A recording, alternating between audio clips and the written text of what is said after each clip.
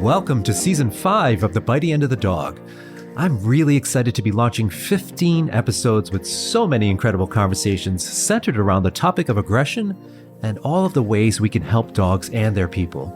This is going to be a fantastic season as I've brought in quite a variety of guests who share their expertise about everything from neuroscience, gut biomes, nose work, husbandry and handling, veterinary behavior, livestock guardian dogs, service dogs, intentional thinking, and even puppies. What I'm most excited about is the continued growth in our collective knowledge by hearing from these experts talk about the latest and most modern concepts and applications for helping dogs. My first guest this season is none other than the legendary Ken Ramirez. When people say something like, you can't train a dog without using X, Y, or Z, Ken is the guy that can say, hold my beer. I honestly can't think of many people on this entire planet that have trained so many species to do so many things. If you don't know about Ken and his achievements, you're really going to be blown away by this episode. And if you are enjoying the Bitey End of the Dog, you can support the podcast by going to aggressivedog.com, where there's a variety of resources to learn more about helping dogs with aggression issues, including the upcoming Aggression in Dogs Conference happening from October 11th to 13th, 2024 in Scottsdale, Arizona, with both in-person and online options. You can also learn more about the Aggression in Dogs Master Course, which is the most comprehensive course available anywhere in the world for learning how to work with and help dogs with aggression issues. I also have a wide variety of webinars, upcoming courses, videos, and articles, all from the foremost experts from around the world. We are your one-stop shop for all things related to aggression in dogs. Hey everyone, welcome to Season 5 of the Bitey End of the Dog. What a great way to kick off this season because I have none other than Ken Ramirez, who I like to refer to as the man, the myth, the legend, because I think Ken is one of the most modest trainers in our community. He's done so much, and I've seen probably a dozen or at least of his presentations over the years, and you wouldn't know about what he actually does because he's not bragging about it often. And I've had the pleasure of seeing him train everything from butterflies to elephants, and I'm really excited to be getting into this. So welcome to the show, Ken. Thank you, Michael. I'm happy to be here. Yeah, so let's kind of talk about that. I think most people in the training world know who you are, of course. Let's talk more about what you've done and some of the animals, like you've taught butterflies and elephants to migrate in certain patterns, and you've done so many things that people may not be aware about. So what's some of your favorite takeaways or some of your favorite stories about the animals you've trained? I guess for me, I was very fortunate because I got into the field very young. I was still in high school when I took my first job as a volunteer at a guide dog school. And at the time, I didn't know where my career was going to take me, but I really enjoyed being around the dogs. And I did a lot of food prep and cleaning, and I didn't really get to do anything with the dogs my first year. I was just a kennel attendant. But as time went on, I got a chance to work with dogs, and I think it was the work that was being done with some intelligent disobedience that sparked my 17-year-old interest and said, oh my goodness, this is amazing. You give a dog a cue and the dog has to look at the environment and recognize, I know you just told me to go forward, but there's a dangerous drop-off or there's traffic or there's a big barrier in front of you and I can't go that way, so I'm going to stop. And I think the thing that was fascinating to me about it was when we got to working with overhead hangs and where a dog is taking a blind person and there is a low hanging sign or there's a tree branch or something that's 5 foot above the ground, and the dog can easily go forward and the dog would stop and the owner would say, go forward, and the dog would refuse to go forward. And it was fascinating to me as a young non-trainer yet, that these dogs would follow your instructions 95% of the time. But when given an instruction that was dangerous to the handler or could get them in trouble, the dog would understand that it needed to not listen to your instructions. And something about that conceptual learning fascinated me and prompted me in many ways to actually become a trainer. And at the time, as a kid, you're thinking, oh, I'm going to train guide dogs. I thought, what better job could there be than playing with dogs all day long and doing it for this noble purpose?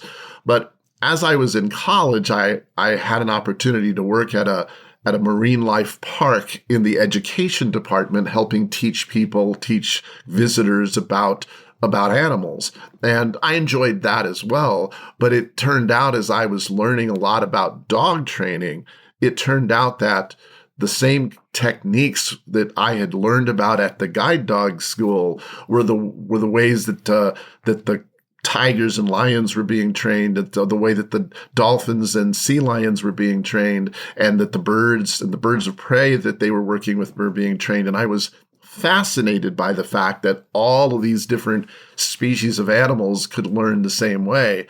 And before I knew it, that became my area where I worked. I ended up working in the zoological field, and that took me all over the world. I worked in Japan, I worked in French Polynesia, I worked in Mexico, and I lived in those countries for a long period of time and got experiences with quite a variety of different animals. And over the years, I became fascinated with conservation work. It's one of the things that attracts a young person like myself when I was getting started toward the zoological world, is seeing some of the really fascinating conservation projects that could be applied. And somewhere along the way, I got exposed to this idea of remote training, where you impact an animal's behavior, but the animal never knows that you're a part of the equation. You're doing it sort of remotely. And I started seeing the possibilities of being able to work with animals, free-ranging animals in the wild, and helping to shape and change their behavior in ways that would help them for conservation projects. And so one of the more recent projects that I'm currently involved in is a project with elephants in Zambia. And the challenge with this one particular elephant population is, as they migrate to Tanzania, they cut through a southeast corner of the Democratic Republic of Congo. And poacher protection laws are not as good in the Democratic Republic of Congo. And so poachers wait there. And when the elephants cross the border, they slaughter 60 to 70 elephants every single year. And so because of a lot of the conservation work I had been known for and had done over the years, I was asked if I thought it was possible to teach an entire herd of elephants to change their migration route and reroute them around the Democratic Republic of Congo and allow them to continue on their migration route. And we managed to do that. We put together a program where we taught the entire herd of elephants to go a new route to avoid the poachers. And this year, 2024, is going to be the 7th year of this project. We've been doing the project now for 6 continuous years, and we've been very successful at teaching the elephants to go this new route. And the best part about it is, when I started the project in 2018, the population of elephants was like 374 elephants. And this past year in 2023, that population of elephants that we were rerouting was over 500 animals. And so the population of that particular herd has been declining for 30 years because of the poaching problem. But now that we've managed to successfully teach these animals to go a new route, they're not poached. And so the reproduction keeps up with the population and allows the population to grow. And so this population is now seeing growth for the first time in over 30 years. And so that's the kind of thing that really makes me happy, that I'm able to take these things that I learned first as a dog trainer and then as a zoo trainer and apply them to animals in the wild to help for this very important purpose, this conservation work that we're doing. And so I've been fortunate to be involved in lots of different conservation projects over the years. That's just one of the more recent ones that I'm still actively involved in. That must be just, I can't think of anything more incredibly rewarding and satisfying. I mean, you must sleep really well at night thinking about just how the growth of your career. But now, I mean, what you're doing is just really so amazing and commendable too. Well, thank you, Mike. It is very rewarding. You get involved in projects like this because you care about the population. You want to see the animals helped. And it's particularly concerning when it's the decline in the population is due to human activity, whether it's overpopulation or destroying forests, or in this particular case, just outright hunting for a species that's endangered, and it's illegal to hunt, but they're still doing it because of the kind of money they can get for getting an elephant's tusk or for getting various elephant body parts. And being able to see the success, when you start off with a question, do you think you can train 370 some elephants to change their migration route? At first, it's an overwhelming thought. And you think, oh my goodness, I don't know how we're going to do that. It's not like they all migrate together. They migrate over hundreds of miles, and it takes many, many hours for them to all migrate. And thinking about how you're going to change that behavior sort of can boggle your mind. But looking back on it now and seeing that we're on the tail end of the project, and the real success of the project comes in a couple more years when we're supposed to pull out and not do any intervention at all, and the elephants should on their own travel the new route. If that is successful, and we have every indication right now that it should be, that's when we will be able to walk away and say, okay, job well done. We have accomplished our task. This group of elephants has now permanently taken the new route and will continue that route, hopefully into the foreseeable future. And that's when I can look back and kind of go, okay, we got that one done. But yes, it is very satisfying, and it does feel really good when we see that kind of success. And you're presented with these kind of challenges quite often. I remember you were talking about the dogs you taught to find the turtle eggs, and you had such a limited time to do that. Yeah. And you're often presented with these challenges. And can you talk more about, when you're faced with that? Like, for instance, the elephants, like, talk us through a little bit more about how that was trained, if you can, without giving away any secrets. Sure. What ends up happening is because I become known for these kinds of projects, I get calls from U.S. Fish and Wildlife Service or some government agency or some university project, or sometimes from some zoo, and they'll say, here's the problem that we're finding that these animals are facing. And the question is, can we change their behavior? Can we do something with this behavior? Whether it's a group of endangered birds that are nesting on a bridge and their guano is causing the bridge to decay and they would like the birds to find another place to nest, to human interactions with polar bears that are coming too far, coming into town villages and killing dogs and causing havoc and wanting to change their behavior. Often what will happen is people will present us with the challenge, and they're not really sure how to solve it. And we have one of these brainstorming sessions where we just talk, what would make the problem go away? What, just for a moment, pretend that there are no obstacles in front of us and say, what would you like to see happen? And if what they present are obstacles that are in the form of the animal's behavior is causing this particular problem, or the human behavior is causing the animal's behavior to change. And, then we start saying, well, how can we change the human behavior? How can we change the animal's behavior to help them succeed? So that the animals can live their lives, but they don't put themselves in danger or aren't putting people in danger any longer.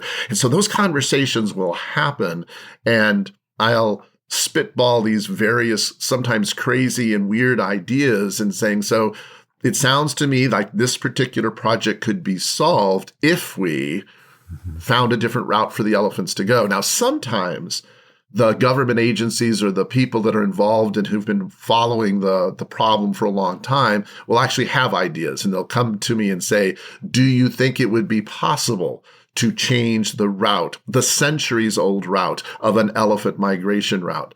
And then a big part of that is really talking with the local people and finding out, what does the terrain look like, and what would the pathway be, and where would we be? And so what we ended up doing was, for the elephant project, is we ended up putting artificial barriers. We got these large tree trunks that we were able to construct a 2-kilometer barrier that would prevent the elephants from easily going their old route. And then we took man-made watering holes and put them along the new route. They're migrating in search of water. And so there is no water usually along their old route. We put water along the new route temporarily to guide them in that direction. And that has been very successful in getting the elephants to move in this other direction. Then ideally, at the end of the 10-year permit, we would get rid of the wall and get rid of the water. And we're doing that in small approximations. It looks like we've removed the wall. We've moved the wall so far away and around a mountain bend that you can't see the wall anymore. You wouldn't know the wall is there unless you go down that old route. And the elephants haven't gone that way anymore, even though there's no immediate barrier there.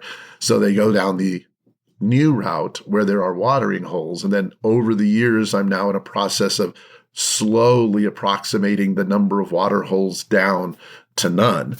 And hopefully we'll be able to still get them to go the new route. So that's fascinating. And it's just a brilliant use of the environment and a reinforcer that the elephants are seeking out. Absolutely. And so in a way, these government agencies or the agencies that you're working with are kind of like a dog trainer's client, like that wants a specific outcome. They have a challenge. Yes. They present you with this problem.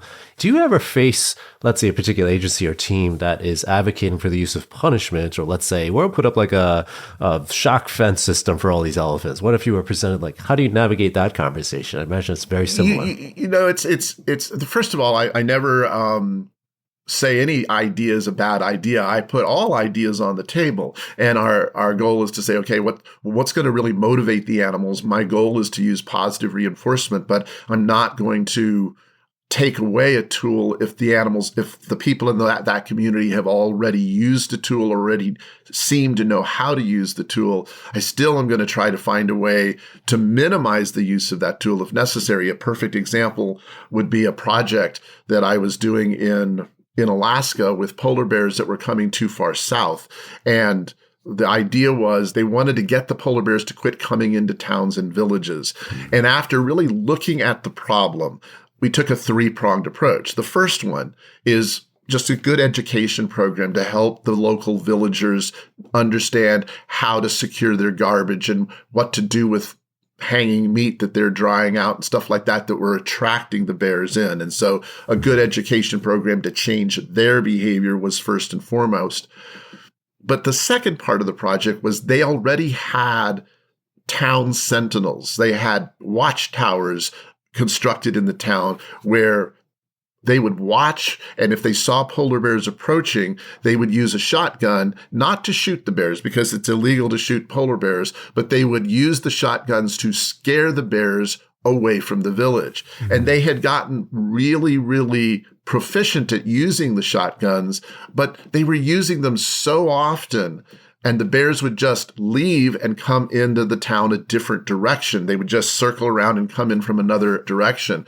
And I thought, I'm not going to take the shotguns away. I can't do that anyway. It's not my right. I don't have any legal authority to do that. But I realized maybe if I could teach them how to use the shotguns in a way that was going to be more effective, I said, you're just arbitrarily shooting at a polar bear as they are approaching.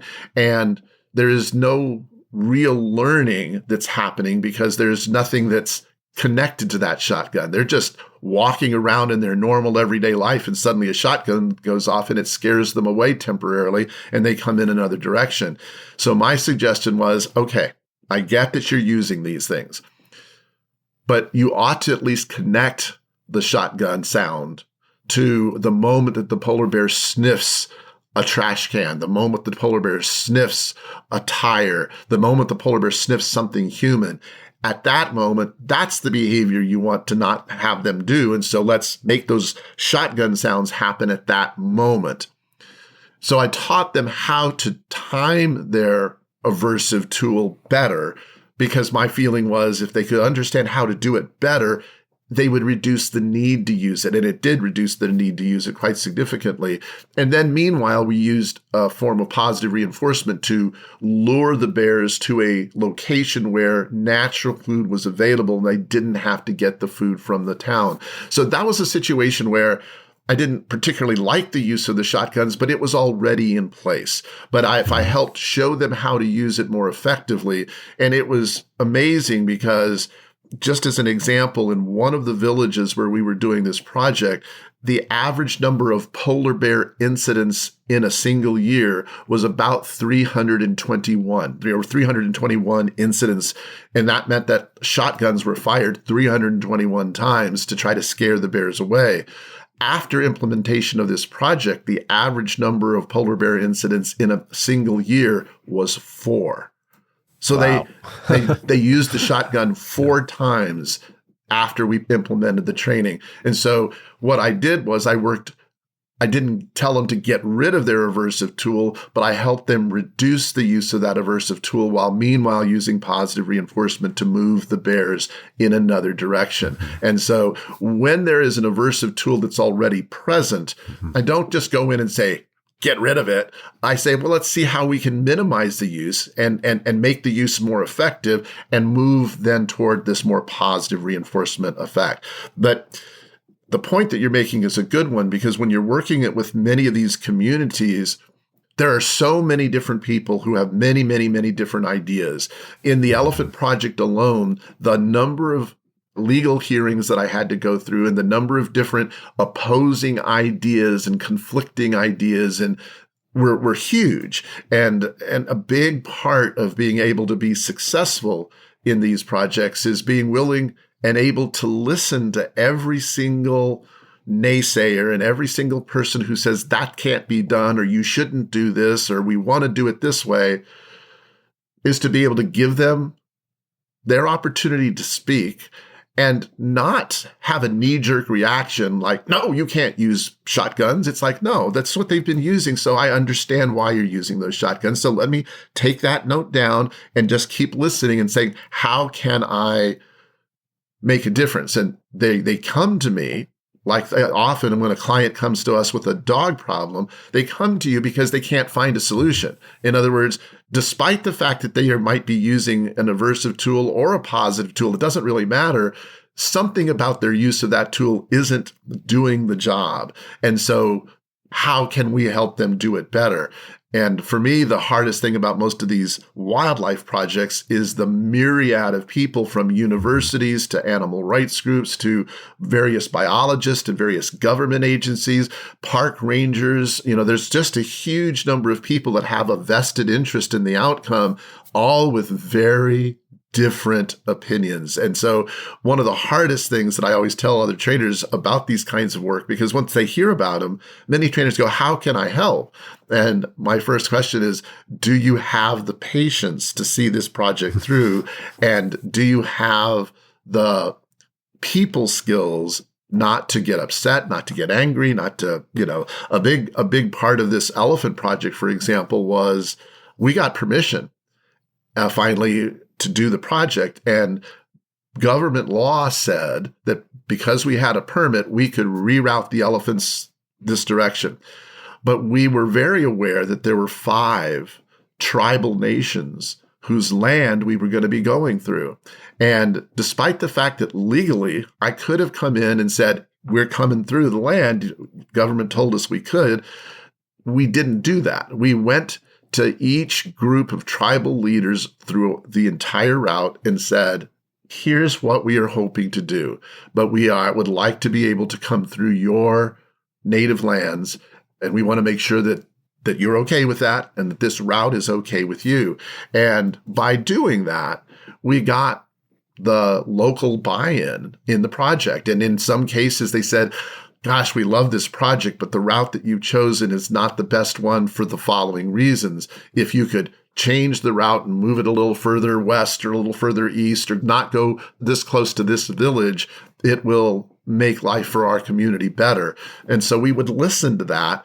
Sometimes it was difficult because it wasn't the most convenient route, but at the same time, by getting the local people buying into it and helping with the project, it made it more possible for us to succeed. And so much of these cases are people cases. And, it's just like dog training. It's really about teaching people how to use certain tools. And and being able to work with what they need, what they desire, and finding a way to help them succeed at that and help them learn to use whatever tools you're going to put forward. I'm sorry, I think I got off on a real big tangent, but it had me thinking it would be a masterclass just to sit and watch you talk to all these people in the topic of conflict resolution and managing multiple viewpoints.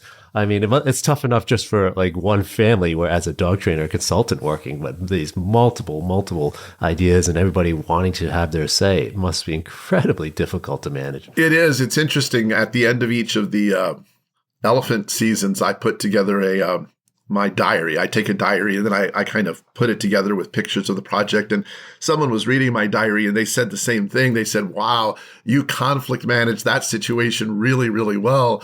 But for me at the time, I don't even think of it as conflict management.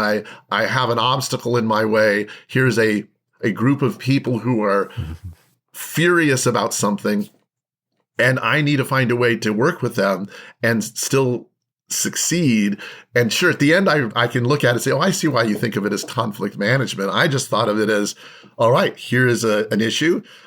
They're upset. I need to find a way to get them to see things my way, or at least to allow me to have a reasonable conversation with them without yelling and finger pointing and being upset. And for me, it's always about finding common ground. Inevitably, there's always common ground in almost anything that you're approaching, and you're saying, okay, we both want to see this happen, correct? And then you sort of work from there toward finding a solution that is going to be equitable for everybody. I see what you're doing there, Ken. You're going in there and saying, I've got to change the behavior of the animals that I'm working with, but I'm also going to change the behavior of the humans that I'm talking to. Absolutely. You're kind of like, I jokingly refer to you as Yoda, and you're just going to say something to people like, see, you will do. Like, this is what you're going to, like, that's just how I envision it, because it's so interesting now. Like, you just make it a goal of like, all right, I'm going to change the animals' behavior as well as the people's behavior. And you don't let that get in your way. It's an amazing way of thinking about it. Yeah, but you can't. If you want to be successful, you can't allow the people to get in the way. You can't allow them to get under your skin. You can't. And if they're actively a part of the project, you're not going to get very far if they're angry or disagree with what you're doing. So you've got to sort of take a step back and let them see that you're willing to listen to them and really ready to hear their point of view and figure out a compromise or an alternative way. Or if you feel like the way you had in mind is the only way, you then have to help bring them around to seeing why that it's the only way, and help them be the ones that go, well, I see now why you do it this way, or this is probably the best way to go. And sometimes they just say it in a different way. And if that makes them happy, then I go, you're absolutely right. That's the way we should do it then. And you guide them in the direction that you need them to go. And so it's the same skills we use as dog trainers, but unfortunately, in my experience, frequently dog trainers don't always have those skills because they are different. It's the use of reinforcers, it's the use of consequences, but we're trying to deliver them using language. And so it requires communication skills that there's no question that being a good dog trainer requires communication skills, but you're learning to read dogs' body language to make your decisions instead of figuring out how to describe it to the dog logically. It's a different set of skills that a lot of times dog trainers just don't have. Yeah. This is a perfect segue too into the next topic I wanted to talk to you about, because you're giving these people, your learners in a sense, the opportunity to express themselves, to give you information and feedback that you need to know to change their behavior. So the opportunity to maybe say no. It's funny, it come up on a social media post the other day. Ask Ken about the beluga whale story. And one of the things is that you're teaching the animal to say no, or you're reinforcing the animal's choice to say no. So can you talk more about that? I mean, what was happening there, and give us a little background there? Yeah, let me give you some background. So when I was working at the aquarium, we had a large population of beluga whales, and our beluga whale population was very successfully breeding. So we had calves that were born into our program. And we had this one young beluga whale who had been born into our program. I had known this beluga her entire life. I had a great relationship with her. I was one of her first trainers. I helped raise her, spent a lot of time in the water with her. And she became what a lot of the trainers that worked with her called, she was our perfect little princess, and she was so good at taking all the cues and doing every behavior perfectly that we sort of got in what I would call a bad habit of we would put our attention on the whales or the animals that needed attention, and the young, perfect whale, we would always let the newest trainers work with her because she was so perfect that you're brand new to us, we'll teach you what you need to know, and you work with her. We're going to go work with these more challenging animals over here. And I think that what happened in retrospect, I didn't know it at the time, but in retrospect, I was able to look back at records and see that she had been with so many young trainers that perhaps didn't always know how to read her body language. They weren't always aware when she was trying to say, I don't want to do this now. While those of us like myself who knew her well, if I could see she was resistant to wanting to do something, I would change the plan. I would go a different direction. And she got very used to the fact that the trainers who knew her well would adapt and change and go with her. While I think that the younger trainers, not only were they not good at reading body language, they also had the artificial pressure of being youngest of the staff. And so if you send a veterinarian to go take a blood sample on that whale, if she didn't want to give you her tail for a blood sample, our policy was that you said, okay, we won't make you. That's okay. But I think as a young trainer, you're kind of going, oh my goodness, the vet's right here.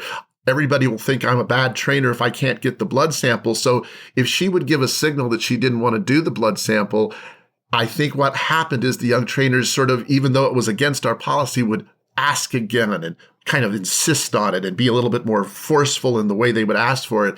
And so we ended up, over a period of several years, she ended up becoming this problematic whale who would not do medical behaviors. She wouldn't cooperate for medical behaviors, and she would throw a little fit. If you asked her for a medical behavior, especially the younger staff, she would swim off and huff and puff and then not come back for 2 or 3 minutes. But what was interesting is that there were 3 of us on staff, myself included, who if we came out to do a blood sample, she would give us her tail and go, sure, here you go. And there was no resistance at all. And so we began becoming aware of the fact that there was part of it had to do with our relationship.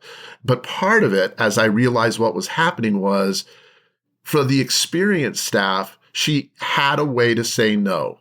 We could tell based on her behavior that she was hesitant or reluctant. So we would change our plan. We would even think of it as saying no. We would see that there's a hesitancy for you to want to give me your tail. Let me take you to another location. Let's go somewhere else. And so we could always put her in a position that made her comfortable to do the behaviors that we were looking for. And we never really thought of it as her saying no. She just simply, we could tell that she didn't feel comfortable here, so we won't push the behavior here. We'll do it in a different way. Younger staff didn't have that.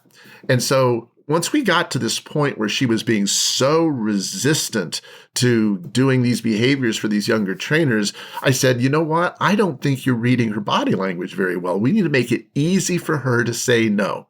And so we put a big red buoy right next to her bucket.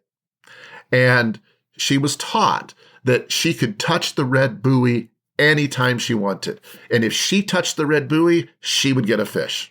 No matter what. If we gave a cue and she didn't want to do the cue, she could touch the buoy. If she just wanted to touch the buoy for fun, there was no bad consequences for touching the buoy. In fact, touching the buoy would always receive reinforcement. At the time, we didn't call it teaching her to say no.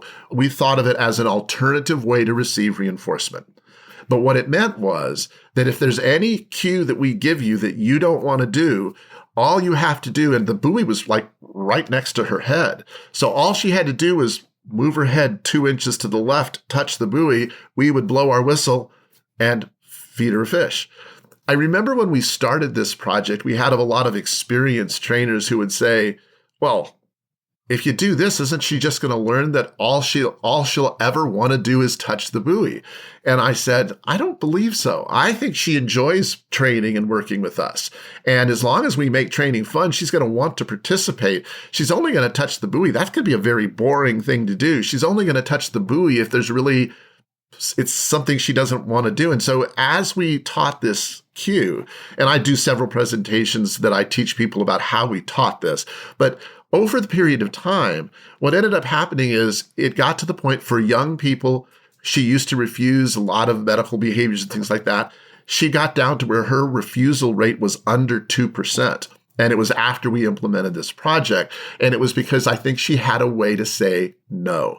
But when we were first training it, you could tell that this was this foreign concept. In the past, she had to wait for a cue to touch a buoy, but now I can just touch the buoy anytime I want. And with some of the younger trainers that she didn't have a good relationship with, she would literally touch the buoy, get reinforced, touch the buoy, get reinforced. She would touch the buoy 100 times in a row, not do anything else. And our experienced staff that were skeptical of this idea said, see, I told you. And I said, just give it some time, watch what happens. And sure enough, after a while, she got tired of touching the buoy, but she would touch the buoy if you asked her for a difficult behavior, if it was a medical behavior, if she wasn't feeling well. And most notably, if she went out and did a behavior that didn't meet criteria and you didn't click your clicker or you didn't blow your whistle, she would come right back and touch the buoy because the buoy our rule was it had to be reinforced. And so in my mind, she learned that it meant no, but she also learned it meant you have to reinforce this. And it ended up happening that as time went on, she would only touch the buoy when maybe it was a behavior that she didn't understand, a behavior that was difficult, or a behavior that had some discomfort, like a medical behavior tied to it. And so we ended up, after the fact, calling it the No Project, that we had taught this whale how to say no.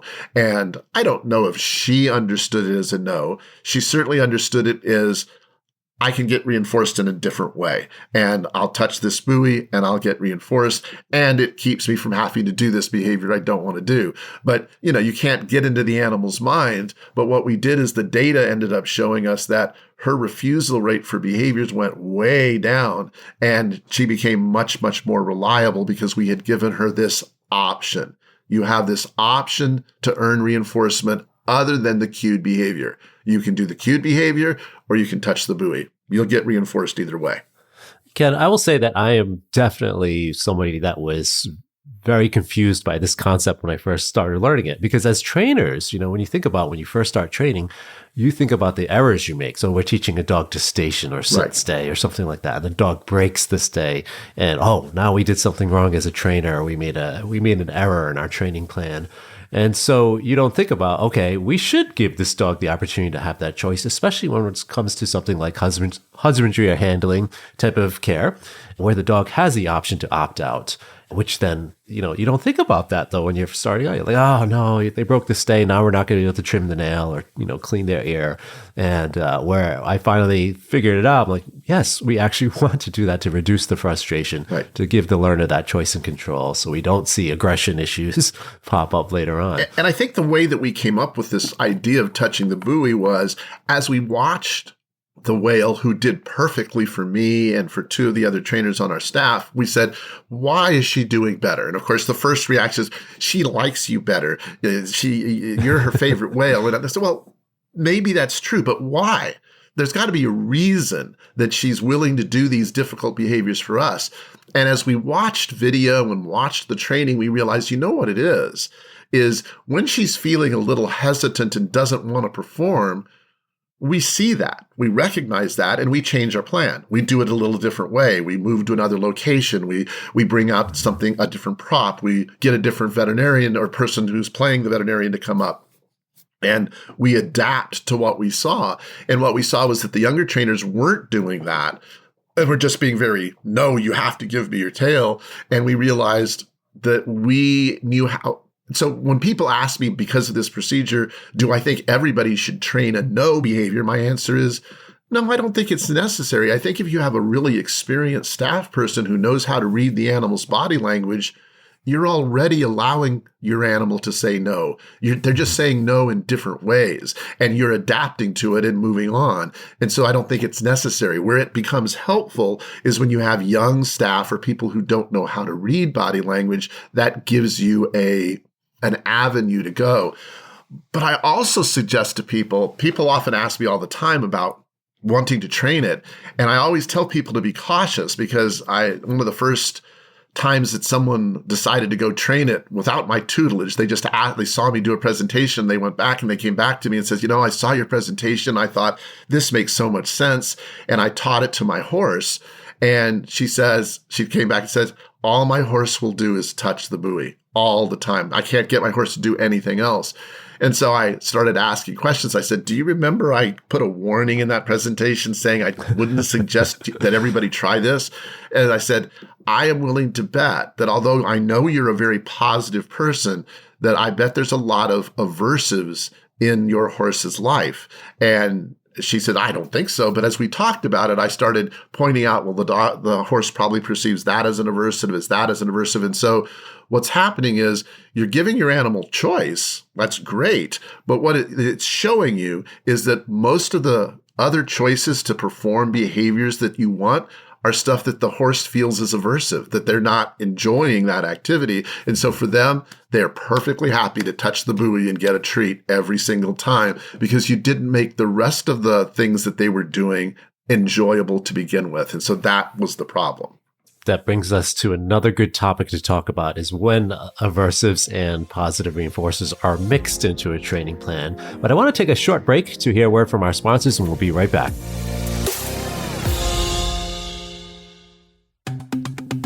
If you're interested in hearing more about applicable and immediate steps you can use with your own dog, or in your cases, I have a subscription series called Help for Dogs with Aggression, which is an additional format to this podcast where I walk you through a variety of aggression issues. Some of the topics already in the episode library that you would receive immediate access to include territorial aggression, emotions and aggression, dog-to-dog resource guarding, dogs that bite when being pet or handled, aggression on leash, and a bunch more. These are solo shows where I take you step by step on how to work with each of these types of aggression. You'll find a little subscribe button on Apple Podcasts where the Bitey End of the Dog is listed, or a link in the show notes to subscribe using Supercast. Your support of the show is very much appreciated. And don't forget to join me for the 5th annual Aggression in Dogs Conference, either in person or online, from Scottsdale, Arizona, from October 11th to 13th, 2024. This year's lineup includes many incredible speakers, including Dr. Clive Wynn, Veronica Putel, and Gina Ferris, Sarah Rodriguez, and Jess Arachi, Emma Parsons, Sarah Colnice, Dr. Kelly Moffitt, Sam Freeman, Dr. Amy Cook, and many more. Head on over to aggressivedog.com and click on the conference tab to learn more about the exciting agenda on everything from advanced concepts in dog body language to working with aggression in shelter environments to genetic influences on behavior. Dr. Amy Cook is also going to be bringing her entertaining and energetic personality to the grand reception and cocktail party, which, by the way, will be live streamed as well as in person. And as usual, you'll find a wonderful, kind, caring, and supportive community at the conference, both in person and online. And I want to take a moment to thank one of our sponsors for the conference. As a family of world-class trainers, Fenzi Dog Sports Academy provides expert and accessible instruction for competitive dog sports using the most progressive training methods and positive reinforcement techniques. Through their online platform, students are able to access professional dog training no matter your location or pup's skill level. FDSA believes the bond between dog and human is a proud and life-changing partnership, and they will work with you to develop a respectful and kind relationship with your furry best friend. Check out FDSA at fenzidogsportsacademy.com.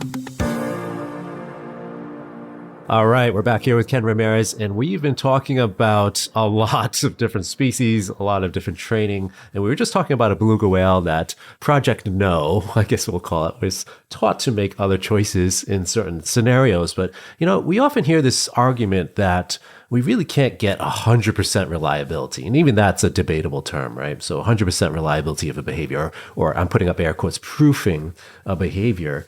without the use of aversives. We hear that argument quite often.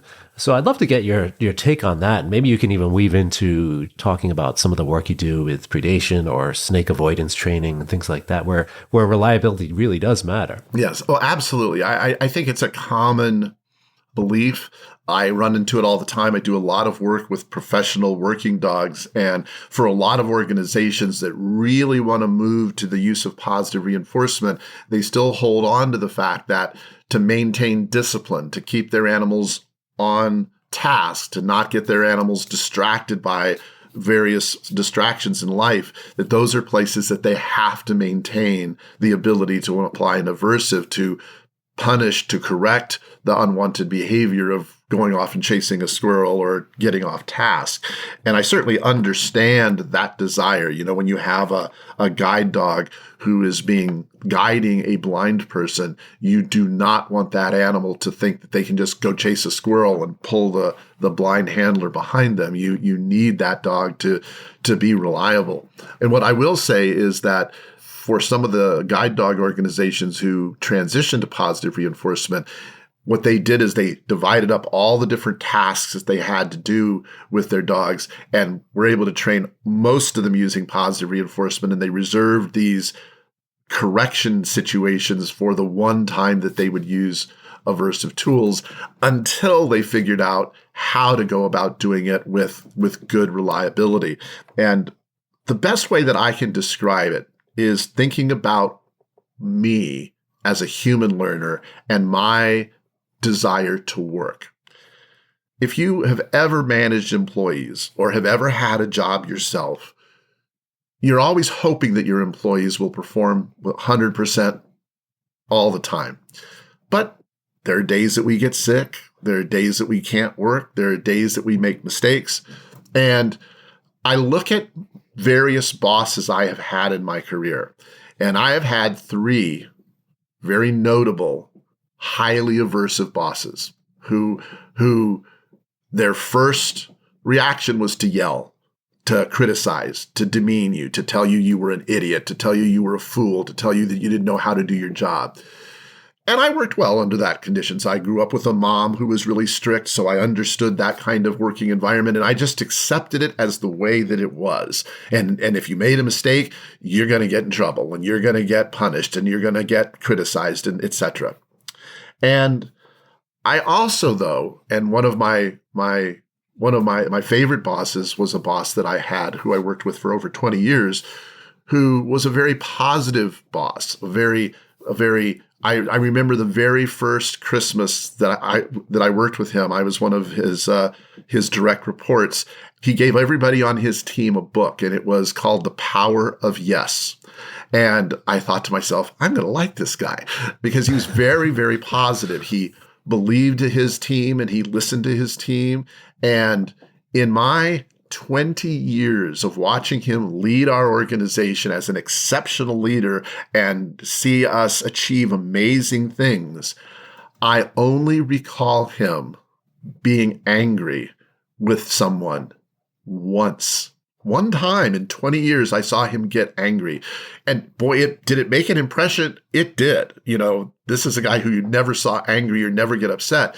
But then I thought, why is it that his team, and I was a member of his team, performed at such an exceptionally high rate? And I thought about, well, I'll ask myself, I'll say, why do I work so hard for this guy? And it isn't because I was afraid of making a mistake, because he'd never criticized, he'd never punished me. Yet I realized that I worked hard for those other people because I knew that if I didn't, I'd have my hand slapped. I'd be called an idiot. I'd be ridiculed and cajoled and made to feel foolish. It got to the point that I actually had no fear of being fired. While he had the right to fire me, it never occurred to me that I might get fired. It never occurred to me that I might get in trouble. Then I thought, well, then why do I work so hard? And I thought, well, I work hard, one, because I'm paid, but I always got paid in all those other jobs. What else was different? And I thought, well, I believe in the mission of our organization. I like my boss. I like my coworkers. I like the animals. And before I was done, I had this list of 20 or 30 things that were all positively reinforcing things. And when every single thing in your world is approached positively, you end up wanting to do a good job. You end up working harder. You end up putting in extra hours. You end up going above and beyond. And never once was a punisher put in there or used because the positive reinforcement was coming at you from so many directions that you wanted to do the job well. And that's an analogy that I felt like almost everybody can understand. Now, some people may not be able to understand because they may never ever had a positive boss, but hopefully there are positive bosses out there, and you find that there are still people working hard and doing well, but it's because the reinforcement is so palpable and so good that it causes you to really work hard. And that actual analogy really helped me in a lot of the work that I've done in law enforcement. And when I've worked with law enforcement has done a great job at trying to move the needle to using positive reinforcement effectively and more often. But they still understandably felt the need to maintain some aversive tools to maintain certain amount of control. You know, you have a dog, a potentially dangerous dog in a crowded situation. You want to make sure that that dog is not going to get out of control. And so they still continued to want to use some aversive tools. But one of the reasons that I was brought in is I wasn't there to teach them how to better train the tasks they needed. They knew how to train those tasks well. I was brought in to say, show us how we can switch to positive reinforcement when we're dealing with distractions. And so that became one of the big things. And that's, you mentioned snake avoidance training. I do a lot of snake avoidance training. And where people fall short is when they're dealing with a squirrel running by or something. And the argument is there is nothing in this world more reinforcing to my dog than that squirrel. And I end up showing them that there can be. And it isn't that you are replacing the power of the squirrel, you're making the power of the reinforcement so strong and so palpable that they'll worry about the squirrel later. It's not that there weren't lots of temptations when I worked with a positive reinforcement boss that might cause me to, I'm going to skip work today because of this, the football game is on during a work day and I want to go to see the football game. I'm going to skip work to go do that.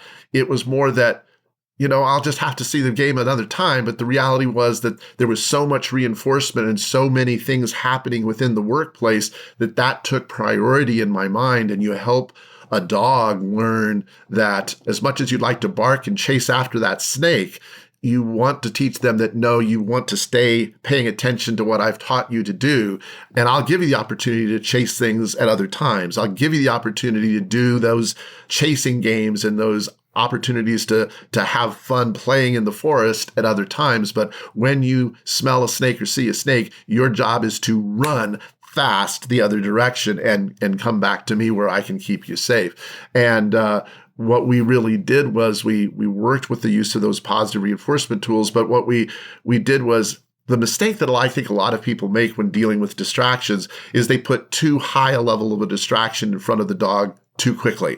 And it hasn't learned to ignore a distraction. So what I do is I start with very, very low level distractions and let the dog learn that distractions are irrelevant. I should pay attention to my trainer because my trainer will keep me safe. My trainer has the best reinforcers. My trainer, knows what's going on.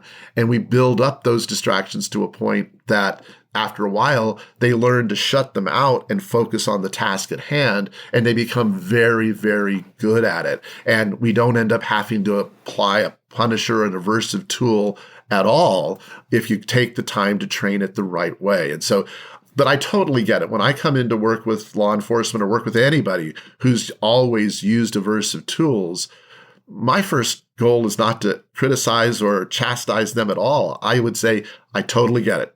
I understand exactly why you're using these tools.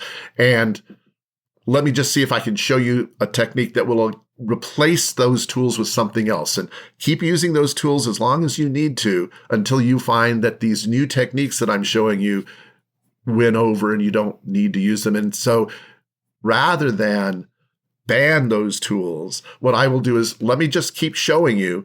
And if you feel you need to use the tool, you use it.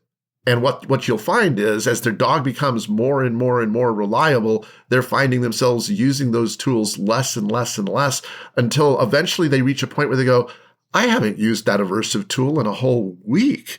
I haven't used it in a whole month. And they still sometimes have the tool at hand because it's kind of what they know, but they realize that as they've learned to use their positive reinforcement more effectively, they have been successful in real world environments at keeping their dogs focused. And the aversive tools have just become less and less necessary until eventually they've been able to fade them out.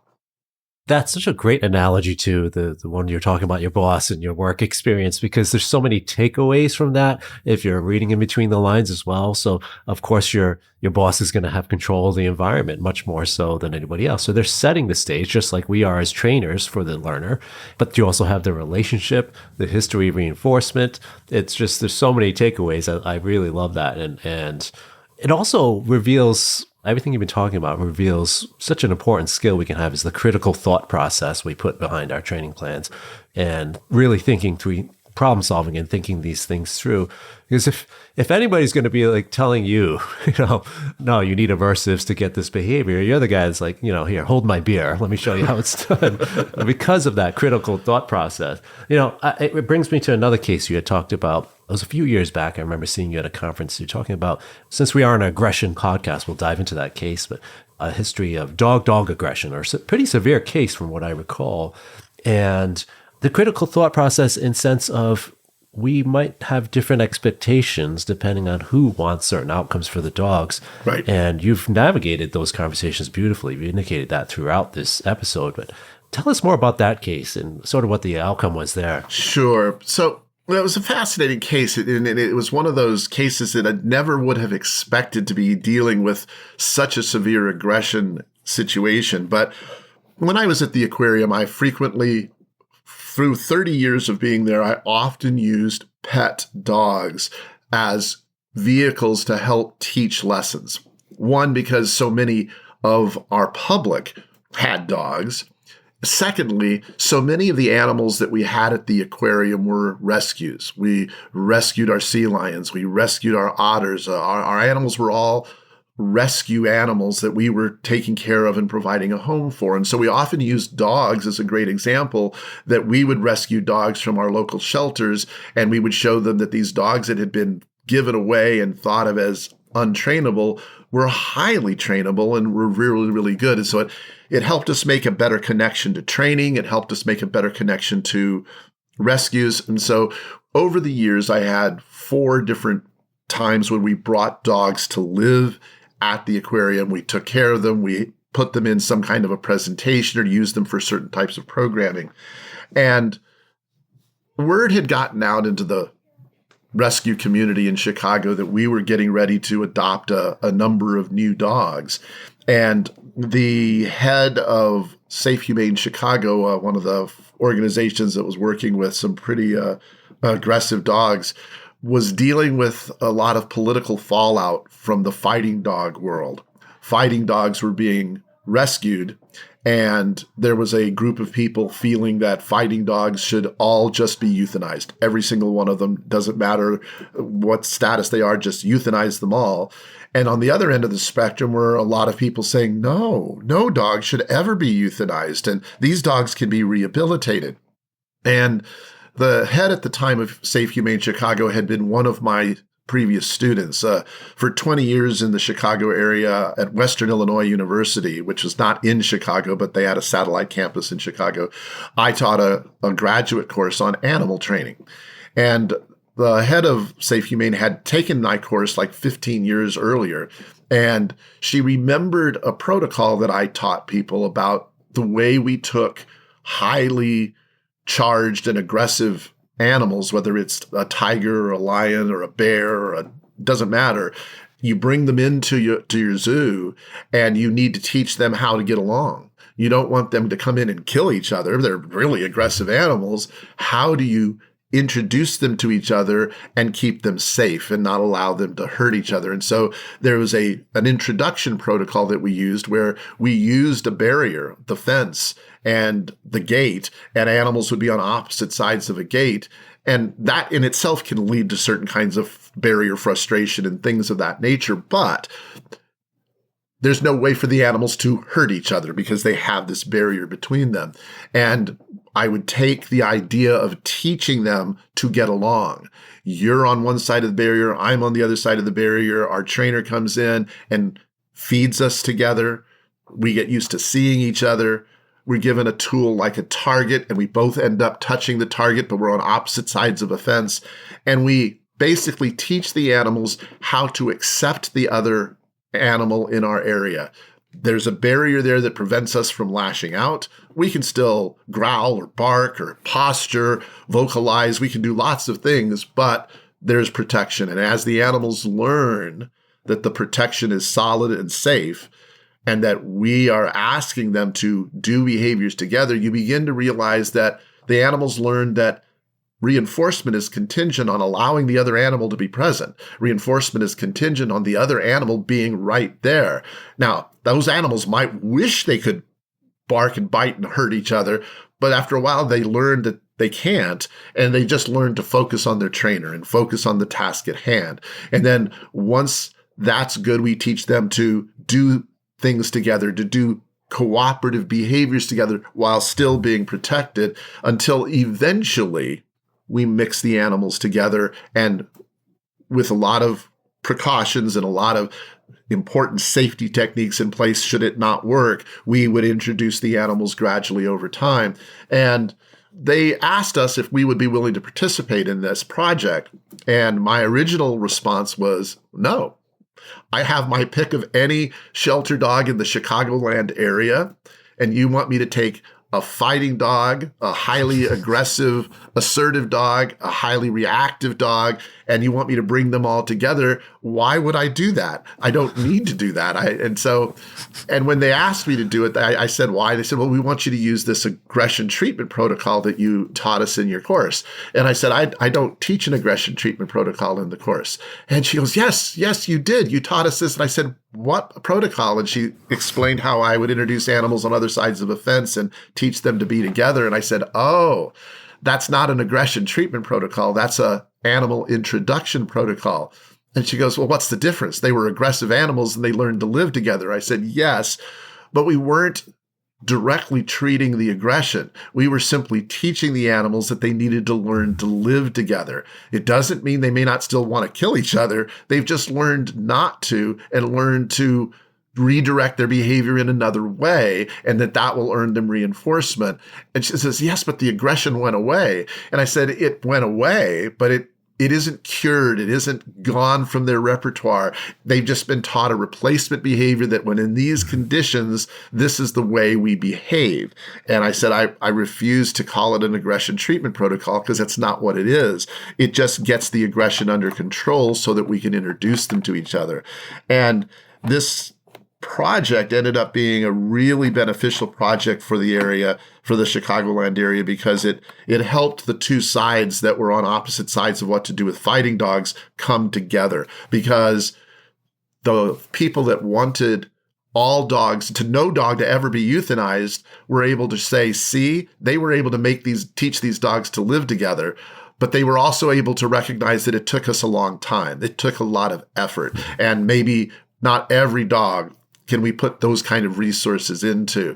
And so it caused the two sides to start working together. But it was a really great example of working with aggressive dogs and using a technique that helps teach them how to get along. And I remember 5 months into the project, our dogs could these dogs that would have killed each other at the beginning could be allowed to play together. But we had a really good example of one of the really highly reactive dogs and the fighting dog who, when they would be in a play session together where they would play, the highly aggressive dog, the fighting dog, would lick his lips and move away from the reactive dog. And the reactive dog had learned to play and would come over to the aggressive dog, and the dog would show me all sorts of signs that he was uncomfortable, would move away and didn't want to be with the dog. And I use that as an example of, see, this is a dog that's not liking the situation he's in. He's just learned not to be aggressive.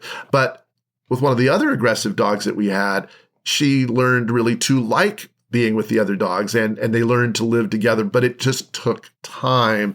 But we had managed the aggression taught them how to live together, and managed to have results where we ended up introducing lots of other dogs. And all of these dogs that were originally all had been destined to be euthanized.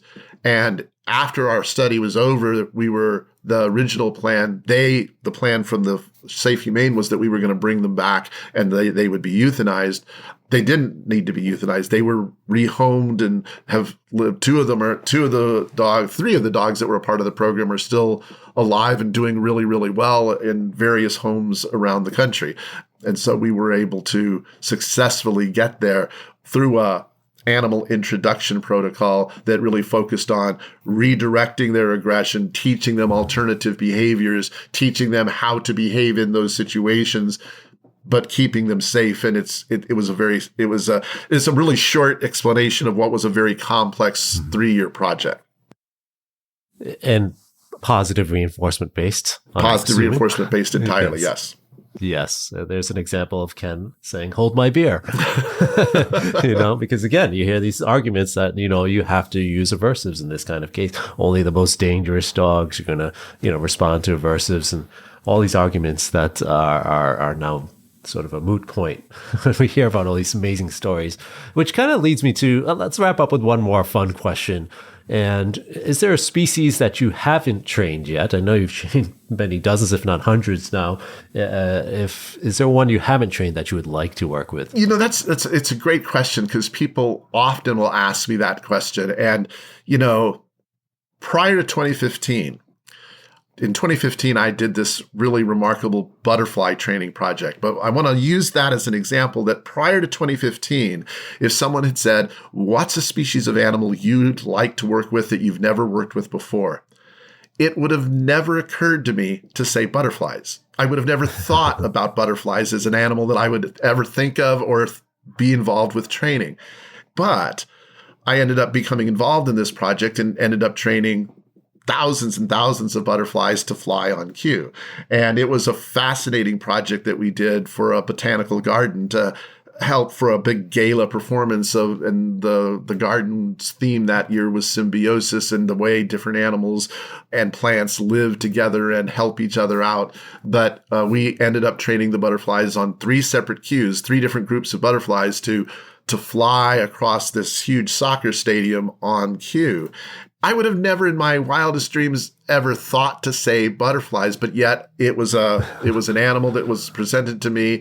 And what I appreciate as I think back on that project is I remember when they asked me if I was interested in doing this project, I said, sure, I'd love to do the project. And after hanging up the phone, I remember going, oh my God, crap. I don't know anything about butterflies. I don't know the first thing about training them. But the reality was I am confident in my training skills. And I knew that if the botanical garden was going to supply me with a couple of butterfly biologists, that I could ask those biologists everything I needed to know about what they eat and the way they perceive the world. And we could figure out a way to train them. And we did. But it leads me to the fact that I don't know what I would like to train until I have it in front of me, because, sometimes it would have never occurred to me to say butterflies. I think about a lot of the animals that I've worked with, and I've worked with a wide range. I've trained spiders, I've trained snakes, I've trained a variety of reptiles, many species of birds, certainly lots of mammals. I even did an invertebrate project with some jellyfish in which we were training them to respond to light cues. And most of the most unique ones, like butterflies or jellyfish, or which are actually better called sea jellies, they are not the types of animals that I would have ever said, what's an animal you'd like to train someday? It would never have occurred to me to suggest them until that it was put in front of me and said, hey, this would be a really helpful project. Do you think we could train it? So I am constantly learning from every species that I work with. Anything that I've really felt like I really want to train, I've usually had the opportunity to train. But the reality is there's probably lots and lots of species that are still on the horizon that I might get to train in the future. I just don't know what those will be. Ken, this has been amazing, and I'm sure the listeners will agree. What a fascinating episode. Where can people find you? What do you have going on for this year's project? Well, I am the chief training officer for Karen Pryor Clicker Training, and so we have lots of projects going on. I'm here in Washington State, where I have a place called The Ranch. It's part of the Karen Pryor National Training Center, and during the nice weather times of the year, from April through October, I conduct courses here at the ranch. If people go to the Karen Pryor Clicker Training website, that's clickertraining.com, you can click on the little bar that says the ranch, and it'll tell you all about our courses and the various opportunities to come out here, spend a week with us, learn about training, and work with our animals. We have donkeys and alpacas and goats that give people an opportunity to work with a variety of species and hone their training skills.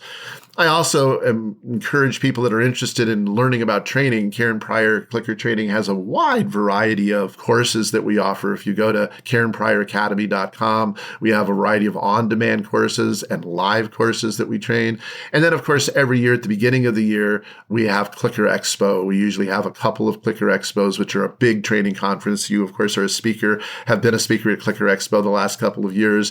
I know in 2025, we'll have Clicker Expo opportunities coming up, and they're just fun opportunities to train. And then personally, I'm still going to be doing my elephant training project. I have a couple other conservation projects that I'm working on, but people can't usually find me there. I'm in secret in the wilds of Zambia as we do this project, but you can find me, as I said, at Karen Pryor Clicker Training and find out about all the different things that I'm doing there. You can follow me online on Instagram. I don't post every day, but when I have interesting things going on, I usually post a lot about where I am and the cool things that I'm doing. So I encourage people to do that as well. Wonderful. Ken, thank you so much. I really appreciate you taking the time, and I hope to see you again in the future. Well, thank you so much, Mike. I appreciate being here, and I appreciate all the great work you do at helping people learn about training and about the challenge of working with aggressive dogs. It was an absolute pleasure chatting with Ken, and I hope to catch up with him soon on his travels. I think there's just so much we can learn from work with other species and the knowledge and experience of someone who has devoted his life and career to helping animals and their people. And don't forget to head on over to aggressivedog.com for more information about helping dogs with aggression. From the Aggression in Dogs Master Course to webinars from world-renowned experts and even an annual conference, we have options for both pet pros and pet owners to learn more about aggression in dogs. We also have the Help for Dogs with Aggression bonus episodes that you can subscribe to. These are solo shows where I walk you through how to work with a variety of types of aggression, such as resource guarding, dog-to-dog aggression, territorial aggression, fear-based aggression, and much, much more. You can find a link to subscribe in the show notes or by hitting the subscribe button if you're listening in on Apple Podcasts. Thanks for listening, and as always, stay well, my friends.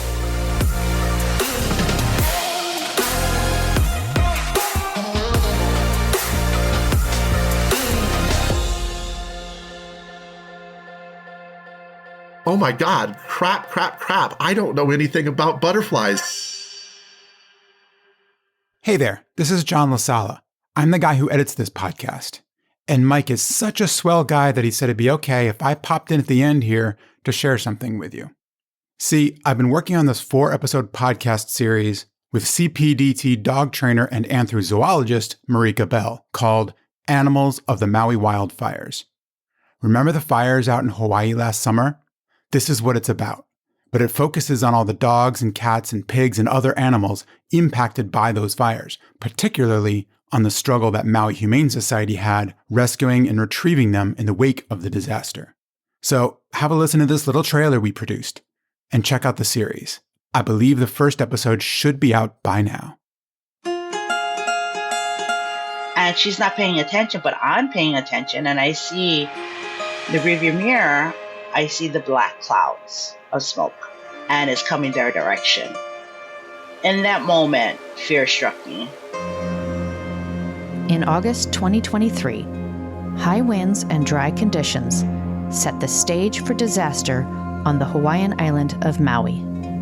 And on August 7th, a wildfire suddenly erupted and swept through Lahaina on Maui's western shore. You can feel the heat off of the metal, or the rock walls, or the road, everything around you. You know, I thought my truck tires were going to melt and I was going to be stuck there and I was going to be on foot. I'm Marika Bell, CPDT dog trainer, anthrozoologist, and an animal myself. The Deal with Animals is a podcast about the connection and interaction between humans and other animals.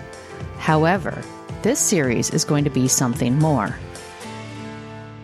Like, I honestly still have a lot of survivor's guilt, and I have remorse for seeing some of the things that I saw out there that I didn't intend to see.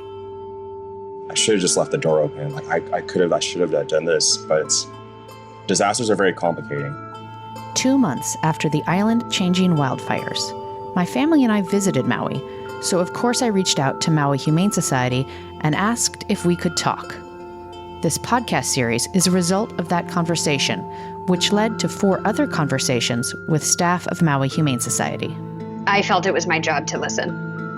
I felt that if I was going to be the person that was going to be communicating the needs of the organization, that I needed to communicate the hardship that people were feeling inside of that. After that first conversation, I knew this was a bigger story than I could tell in 1 hour. It needed more context, it needed more voices, and it needed to have a purpose. And even though we are an organization, like, really each department is just made up of 1 or 2 people or 5 people at the most, like, serving our whole island. Serendipity, intuition, everything just came into play, where the more I was involved, the more I felt called to stay. We're releasing this trailer 2 months before the first anniversary of those same wildfires in Lahaina and surrounding areas. And over the next 2 months, the Deal with Animals will be running a fundraiser to benefit Maui Humane Society and all the work they do and have done for the animal community of Hawaii.